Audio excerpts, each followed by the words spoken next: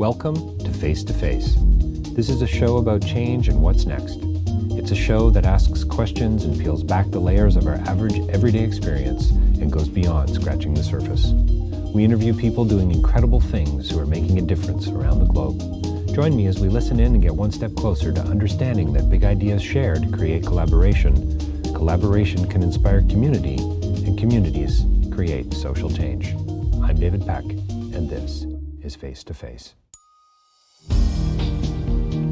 So my next interview is with Derrick Romer. He's the director of the new film Come Clean, which you can see on TVO. He directed it with Neil Graham of Insurgent Projects. You might know them from their previous film, and this is a TVO original. It's a 19-day study. It's a personal, very deeply relational, very intimate film about addiction. 6 million Canadians will meet the criteria for addiction in our lifetimes. This is opioid-related deaths have surged 25% in Ontario, our province, or my province, in the first few months of the pandemic, and they continue to be at crisis point levels. It's across the country.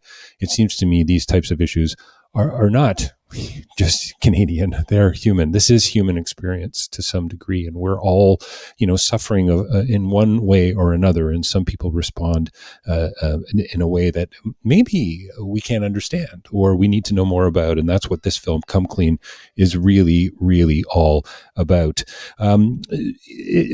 Derrick and I, we chat about a lot of things. We talk about some of the, the technical aspects of the film, but really we get into why is it he felt called to this. And it came out of an article in Walrus magazine, which I so loved, that something so simple pulled him in. What is it about addiction, and how could he and Neil address these misconceptions? He wanted to step into and smash the stigma with regard to addiction. We're not just talking about statistics here. We're talking about people. We're talking about real lives and families who are affected in so many different ways. And so they embedded themselves for 19 days, and they became a part of a particular kind of family, I suppose. And they got into things about recovery and why we talk about being hardwired when it comes to addiction, and about this notion of disease, and how do we look at healing, and how do we look at change, and how do we actually talk about community-based solutions to these types of issues that are around us in so many ways. They're in our neighborhoods. We've got to get outside of our own backyard, of course, but they are, in fact, in our neighborhoods. Trauma, codependency, are these things hereditary? Derrick talked about guardian angels of support. Just we covered a lot of ground. So stay tuned for a fascinating conversation with Derrick. You will want to check out this film. I trust it's going to be international soon, but tvo.org, you can find it there. You can find it on YouTube as well. And don't forget davidpecklive.com for more information about my writing and my speaking. You can get a copy of Real Change is Incremental there. I'd love for you to buy that online, ebook or actual book.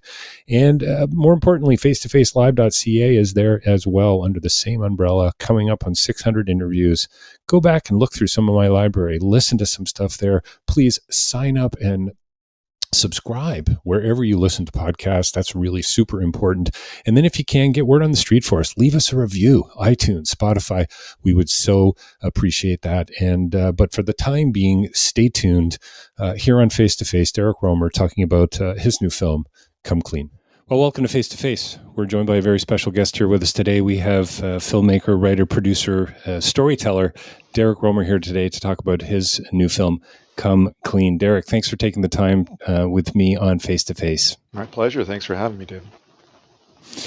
So, listen, I guess with a film like this, I don't know. Do you talk about spoilers in a film like this, Derrick? I mean, this is a pretty intimate, personal story or group of stories that you're telling here. And anyway, I'd love you to give some context for our listeners about not only where they can see Come Clean, but what are we talking about here?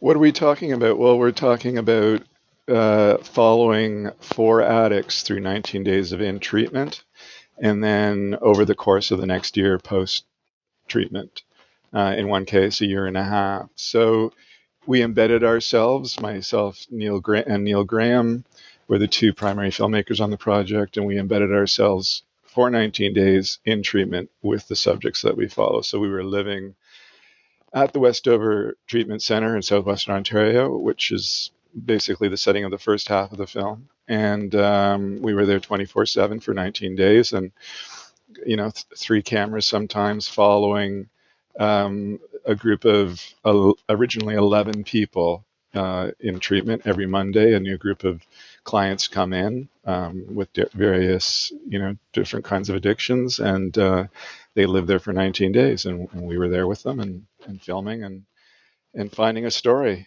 finding stories to follow throughout the film. And in the end, it came down to four main stories that we followed. So, yeah. Did you have any criteria going in? I mean, I'm interested to know. I mean, always interested to know what draws a storyteller to a specific project, and why this and not some other story. Was it a news article for you? Was it the realities of COVID and the isolation? I mean, what tipped that for you? Well, this project started long before COVID. I think it was late 2016, and before COVID was dominating the news headlines. I was seeing a lot of coverage of the opioid crisis. Mm. At that time, it was still focused around OxyContin, for instance, and the issues around OxyContin and Purdue Pharma, sort of investigative journalism stuff. Um, and and then I was also seeing images in the media at night of paramedics reviving overdosed addicts on the streets of downtown Vancouver and sometimes Toronto, reviving them with naloxone. So there was a lot of that coverage going on, and films also being made about those issues, and I was seeing them, and one of the things that struck me was that, especially when you see the addicts in the street and the paramedics reviving them, saving their lives, I thought, oh, I've seen a lot of films and news coverage of addicts in the street, but you know, there must be something more to it. I don't know who these people are. I don't get a sense of them as people behind the addiction, as the person behind the addiction. So that was kind of rolling around in my head, that those ideas, those thoughts, and uh, shortly thereafter, I came across an article in the Walrus magazine called Oxytown, and it and Hmm. it focuses on it was written 2015, I believe, or published in 2015. It focuses on the Chatham-Kent region, and one of the things it was saying was there's a very high rate of addiction here in southwestern Ontario, in this region of southwestern Ontario. I think at the time it was stating that it had the highest rate of addiction. Now I don't know how you quantify that, but that's the gist of the story, and and it raises questions. Why is that? And that became another question in my head. Why is there so much addiction? And of course, by the time I read it a year later, and moving forward, the rate of addiction has skyrocketed across Ontario, Canada, and the U.S. I mean, I think we know that, and the opioid crisis, as they call it, has continued. Um, and so I sent this article to my filmmaking partner Neil Graham and said, "Look at this. It's in our backyard." And the initial question to answer was, "Why is there so much addiction there, or in general?" And Neil had had his own personal run-in with addiction. He had a back injury and then consequently surgery, and was on painkillers, which he unknowingly became addicted to. Once his surgery was over and started to try to stop taking the pills, he was having horrible withdrawal symptoms, and was literally begging his wife to give him another pill. And so, Hmm. the way I don't want to speak too much about him. It's his story, but I know he's fine with me telling it. But he basically could not, after he survived that episode. He couldn't really fathom how he could become addicted to something, because he's never had any of those kinds of issues previously, and so it was an eye-opening experience for him. And and he realized, well, if it could happen to me, it could be anybody. And this is ultimately a big part of this film is, we could all be addicts. Well, We all probably know somebody that has yeah. addiction issues, right? So that was what we went into the start of making the film with, and so because of this article mentioning Westover Treatment Center in southwestern Ontario, in a place called Tamsville, a little village. We started there, and we contacted the executive director there and started having conversations. And then so, over the course of a year and a half, conversations with the executive director and some other staff members, we kind of developed an idea for a film, and they offered us unfettered access to their program and helped us find a group of people that would be willing to be in the film, and so that's why we ended up there. It wasn't that It's we want. pretty remarkable that you were able to embed for 19 days. It is remarkable. I mean, the access. Access is a funny thing because when you see great documentaries with great access, it just becomes, you know, people just kind of take it for granted, including the funders, including the broadcasters, because Right. that's what they want. That's what they expect. And so, but just getting that access, as I said, took a good year and a half of discussions and meetings, and at some point, there was a trust Of developed course. between ourselves and the executive director and the program director there, Mike Hannon, who's in the film. And then Mike offered this up, with the permission of the executive director, obviously. But he said, "Listen, we really would like to see a film made that would, address the misconceptions uh, behind addiction and that and drug addicts, substance, people that misuse substance." So they went the extra mile to help us, and give us like complete unfettered access and no editorial control. They just said, "You make your film, and we're not going to try to tell you what to do." And so, yeah, that was very, very. It's very rare in our Was experience. that something new for Westover? I know that it comes out in the film that the counselors are former addicts themselves. They've gone through certain. Well, I think the phrase is life. They have the life Lived experience. experience, I yeah. think that's the phrase. I shouldn't assume that they're all former addicts, but it certainly kind of comes through in their demeanor and their yeah, even some of the commentary. The They've way that kind of they they've communicate, clearly yeah, walked this road. yeah, yeah. No, so yes, it was the first time they've allowed cameras into Westover. They've had people come with cameras and do promotional videos, like here Sure. for Westover, but never with the clients that are currently in treatment, and never in this the treatment settings, either one-on-one therapy sessions or group therapy sessions. None of that was ever filmed. In fact, you might notice it in the film if you look closely, but there are signs on doors saying no cell phones allowed inside, and a large part of that is because they don't want people taking photos or videos and posting them on on social media. So, this was a big thing to have cameras in there, and yeah, I mean, kudos to them. Did you ever come up against any pushback from the four folks that you were following or anyone else internally? That classic what is it, Heisenberg uncertainty principle, right? You put the camera in the situation and things change. Yeah. Um, I wouldn't say pushback. So our group in the film, they're called Group 1313, and that is just a coincidence. And it's literally they are the 1,000.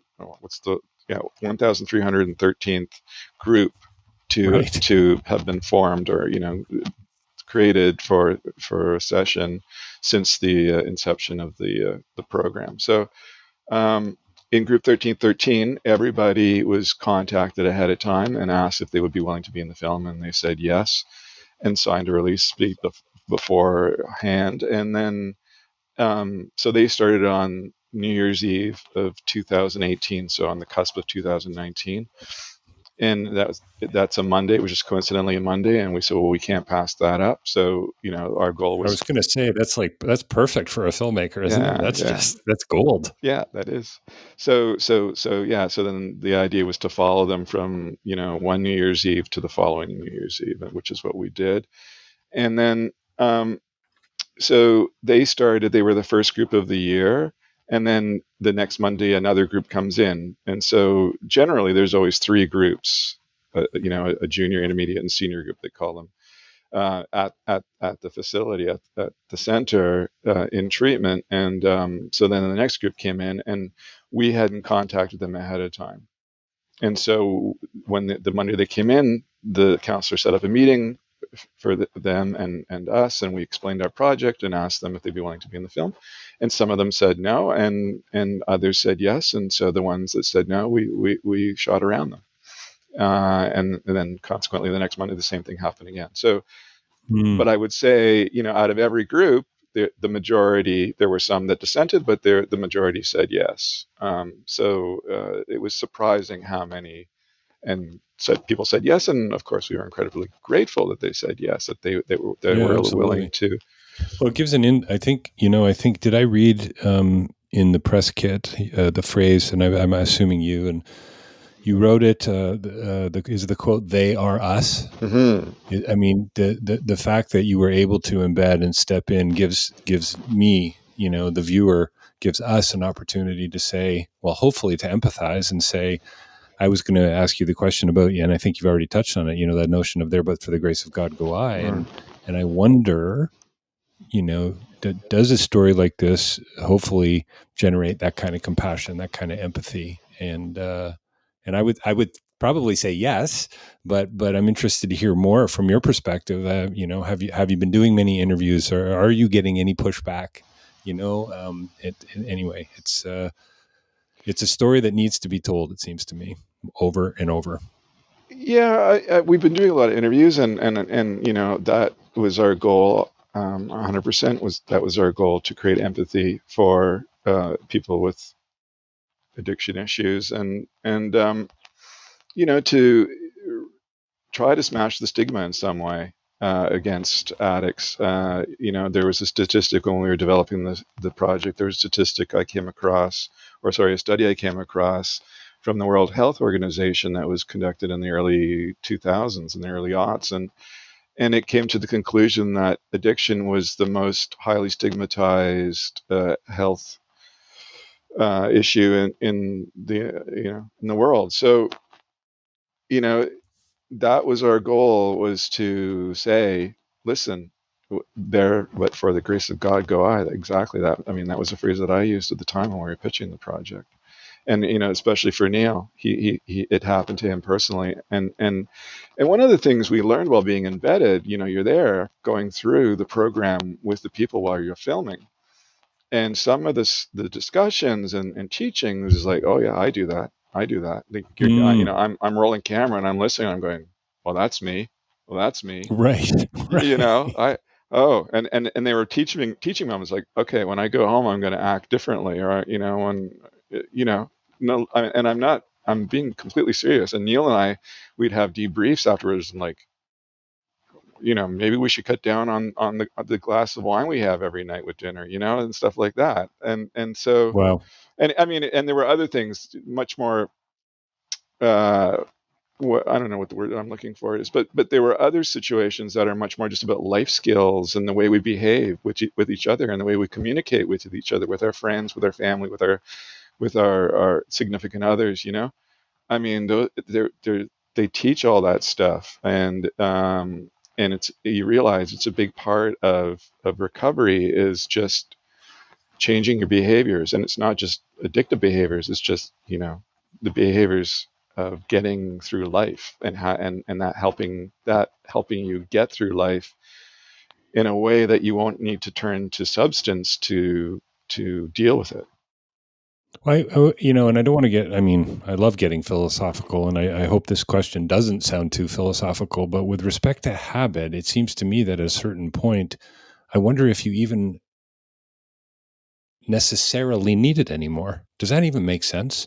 Like, it's become such a part of your life, such a part of your worldview. And I actually think I do have a tendency towards addictive behaviors of some kind. Mm, And I've certainly talked about that with friends and my family, my wife, and some counselors along the way. sure. But thankfully, I've been able to stay on this side of it, Yeah. not to polarize it necessarily, because I think it's way more complicated. Mm, And as your film beautifully brings out, super nuanced and difficult. But I do wonder about that. If this idea of empowerment is there, if it's already there, that addicts just need to kind of find it. And I suppose maybe that's a trite truism. I don't know.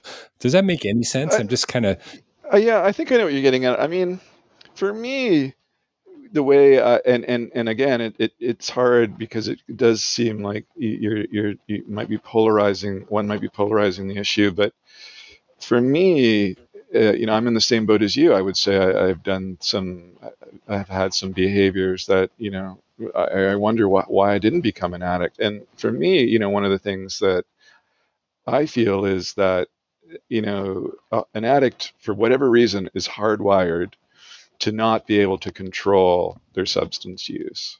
So, where I can go home and have a glass of wine with dinner, an alcoholic can't just stop at one, or where I could, do a line of cocaine or whatever, someone else will just keep on a binge. And maybe that sounds trite, but I'm not trying to be trite because addicts have told me this. Both the counselors at Westover have said those things, and just to unsolicited people that I know that are recovering addicts have said the same thing. They said, Derrick, you and I, the difference is, like, we could go out partying, and after the weekend you wouldn't continue partying, you'd go back to work, whereas I will not stop partying until, for whatever reason, I can't anymore physically, so Ryan says at the beginning of the film, there's something to the effect of that he doesn't think there's a simple equation yeah.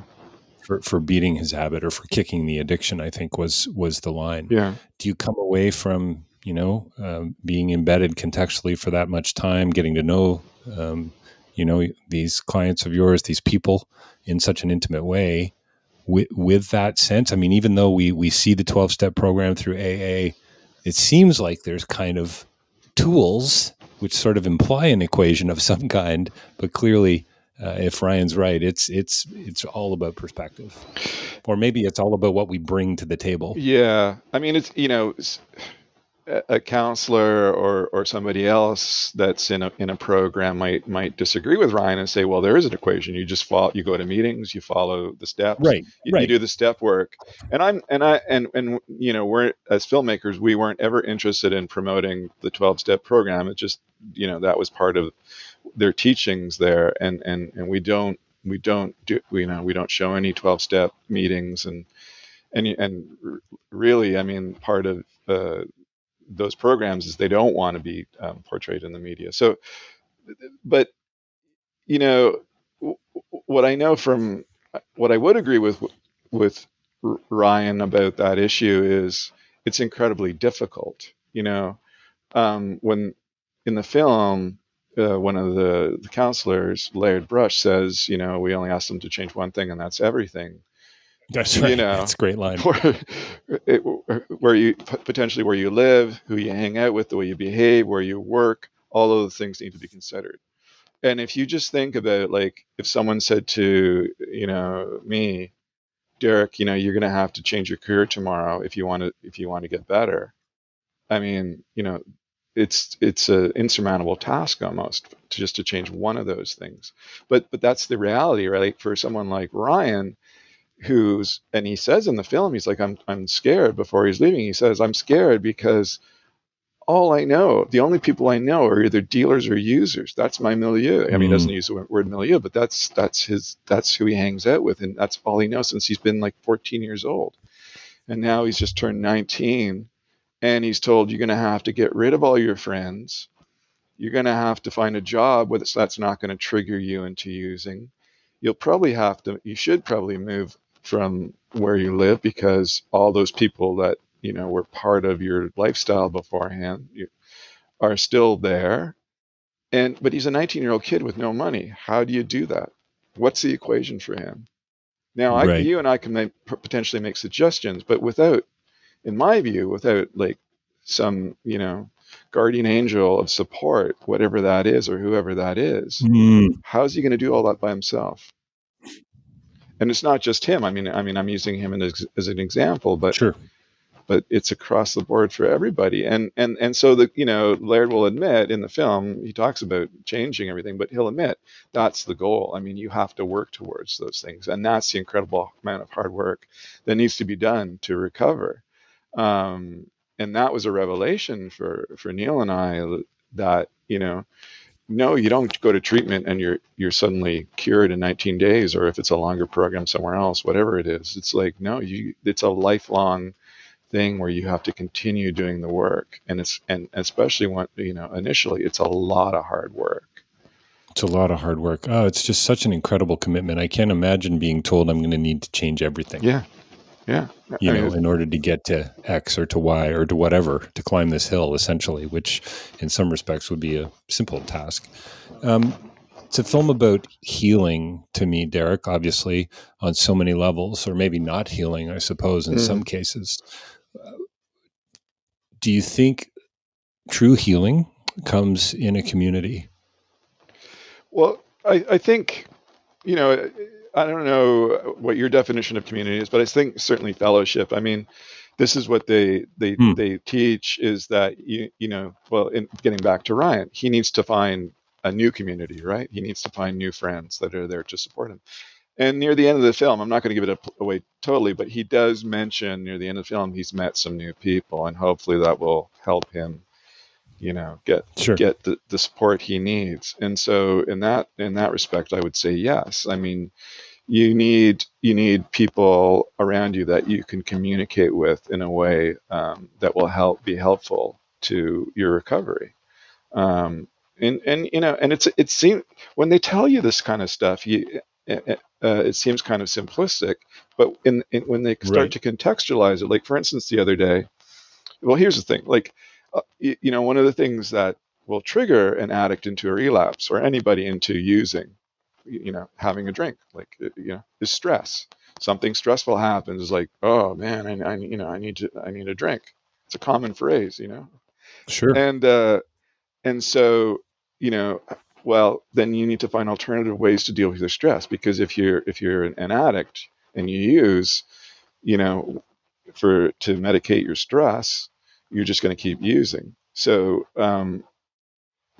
for instance, personally, the other day I had a very stressful thing happen, and I was just like, had that feeling, that if I were at home late in the day, I'd say, okay, I'm just going to have a drink to calm myself down. But I was at work, and so I just kind of thought back, was like, I'll just go and talk to someone about it. I'll talk it out, and maybe that'll help me, relieve the stress. And it did. And it sounds so simple, but often we don't do that. We don't communicate with each other about these things. Potentially because, I don't know, you don't think about it, or you don't think it's the right person to talk to, or you don't want to burden others. But I think one of the things that they talk about at Westover is just, we need to communicate with each other, and Mm. that's what the meetings are for. When people go to meetings is to talk it out. Um, Well, the hope is that I guess the hope and the desire is that you can take it out beyond the meeting. yeah, You can take it out beyond the meeting, take it into your community. It's something that you get addicted to. take and It just becomes a yeah, that's the goal, right? That you don't always have to go to meetings to do this. That you can do it with your family members, and work through those things. I mean, one of the things. So go ahead. yeah. I was just going to say, I was thinking of, I think it was Laird who said, change one thing while you're here. That, it means you've got to change everything. Yeah. Um, it's if it's genetic and it's a disease, which I think it was also Laird who talked about. He used the analogy of cancer and how we treat a cancer patient. They can get it a second or a third time, and we can be there for them, and we're good with it. there seems to be a fine line, and again, don't want to polarize because I rarely think these things are that simple, but there is a responsibility that the clients that a young Ryan has, that a Julie has, and so on, right? Like, I mean, Westover only goes so far. Yeah. Did you get a sense for that? How would you deal with a friend? What does it mean to intervene? At what point do you say, "Hey, man, this is up to you. You Yeah. gotta roll your sleeves up." You know what I mean? It's a Yeah. super tough question, right? Yeah. It's almost impossible. But I mean, there are listeners out here, I would imagine, that on Face to Face, who are dealing with these issues personally, Yeah. but also have family members, Yeah. right? I mean, I don't know where do you turn? Big questions, man. Big questions. They are big questions. I don't know. I mean, there's a whole aspect of codependency too, right? Like, and Right, they have a right. codependency program, a 1 week codependency program at Westover also. And the family programs at Westover. So in the film, you'll see there's a family day. Now in the film, because it's a Mhm. film, we condensed it to 1 day. But every weekend, each day, each Saturday and Sunday, families, members, or entire families are invited to come and visit their loved ones if they're at Westover, under the condition that they also participate in a family structured program.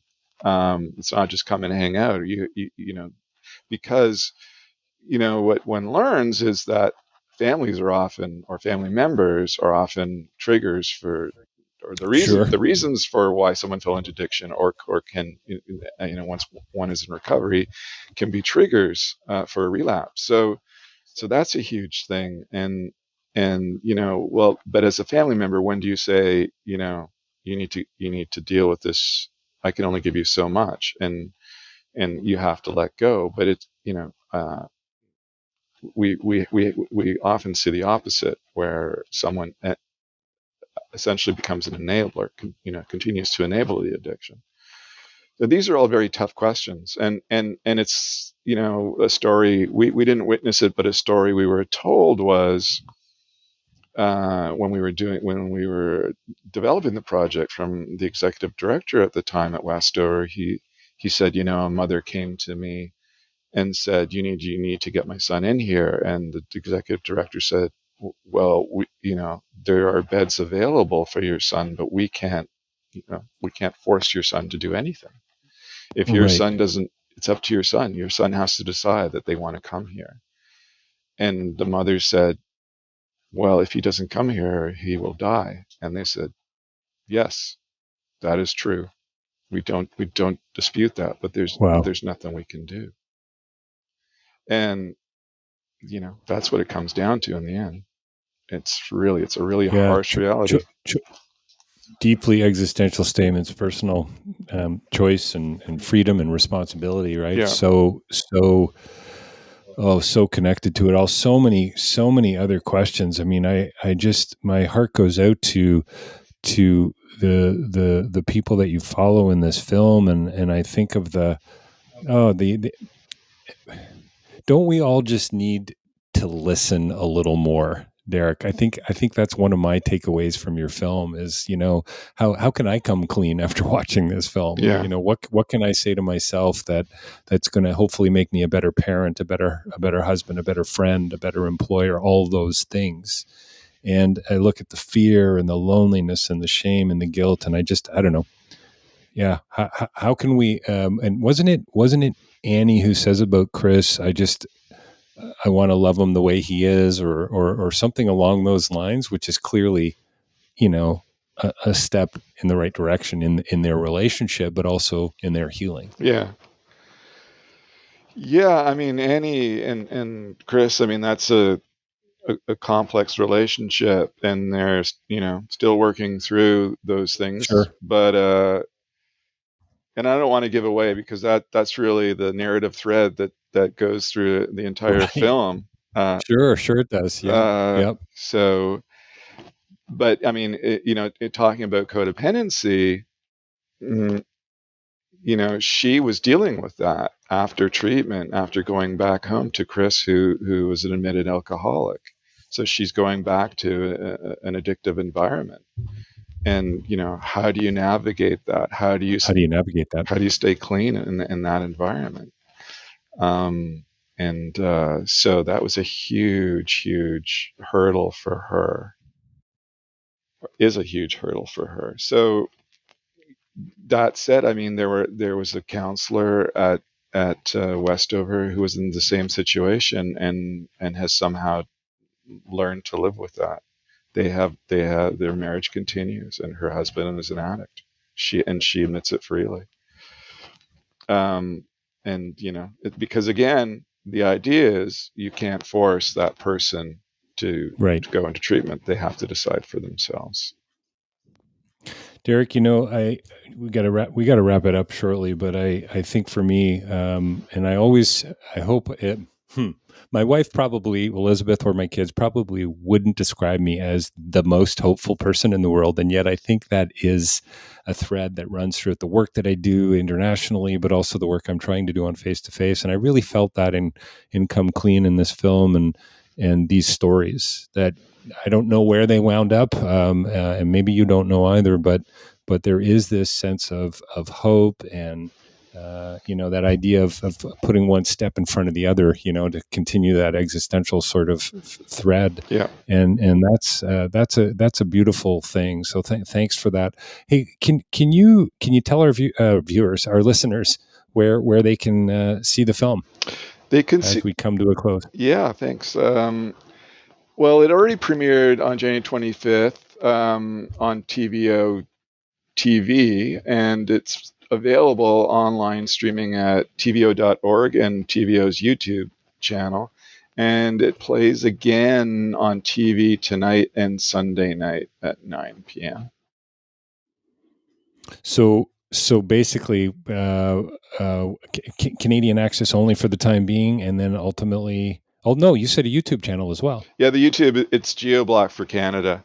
So it's available across Canada online. Across Canada. Yeah, I mean, the best place to watch it is online. I mean, I wouldn't say the best place, but right.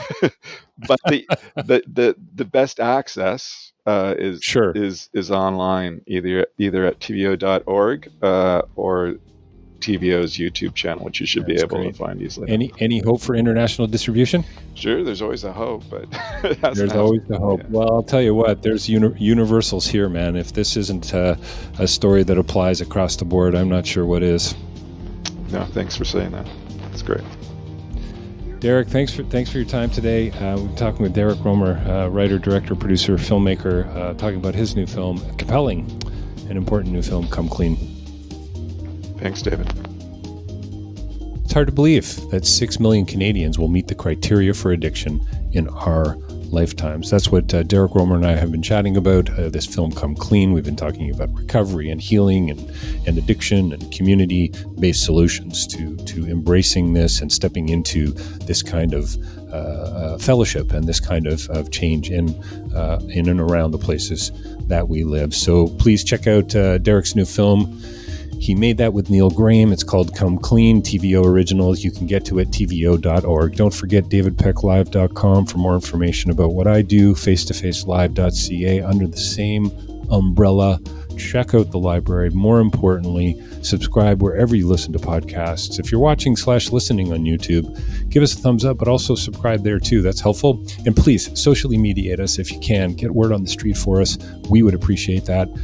And leave us a review. Last thing, I mean, if you can't do any of those other things, please leave us a review because it makes a difference. iTunes, Spotify, we would appreciate it. Thank you for listening. I so love going deeper and having these conversations with people. I feel like we're just scratching the surface. But thanks to you, my listeners, we're able to keep these conversations going. And for me, that's what it's all about. Thanks for listening today on Face to Face. My name is David Peck.